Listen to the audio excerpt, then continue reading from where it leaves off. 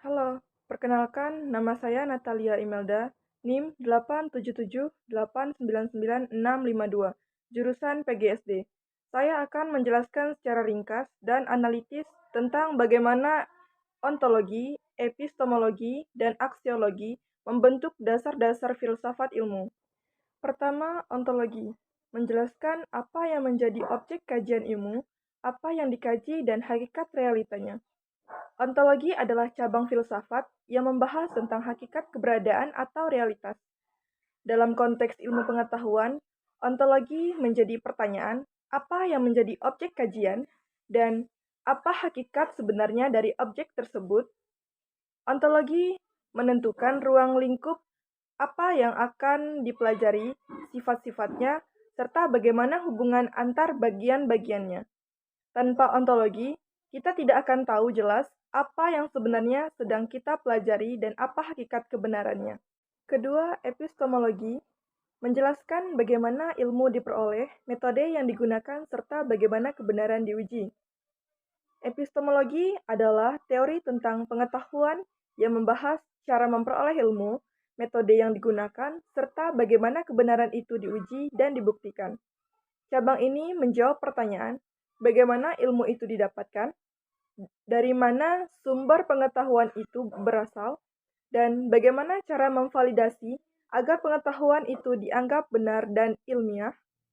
Epistemologi mengatur prosedur metode penelitian dan cara berpikir agar ilmu yang dihasilkan dapat dipertanggungjawabkan kebenarannya.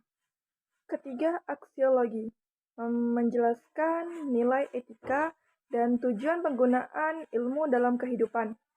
Aksiologi adalah cabang filsafat yang membahas tentang nilai, etika, dan tujuan penggunaan ilmu. Cabang ini menjawab pertanyaan, untuk apa ilmu itu digunakan, apakah penggunaannya baik atau buruk, dan bagaimana nilai-nilai moral diterapkan dalam ilmu.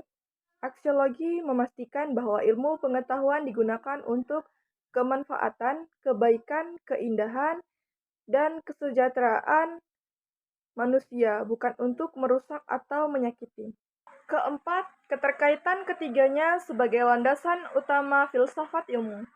Ontologi, epistemologi, dan aksiologi merupakan tiga pilar yang saling berkaitan dan tidak dapat dipisahkan. Ketiganya bersama-sama membentuk fondasi yang kokoh bagi terbentuknya ilmu pengetahuan yang utuh. Ketiganya bekerja sebagai satu kesatuan sistem.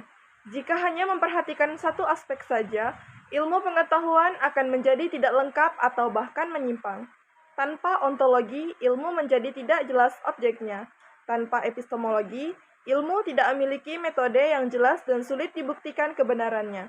Tanpa aksiologi, ilmu bisa menjadi tidak bermoral dan berbahaya jika digunakan sembarangan.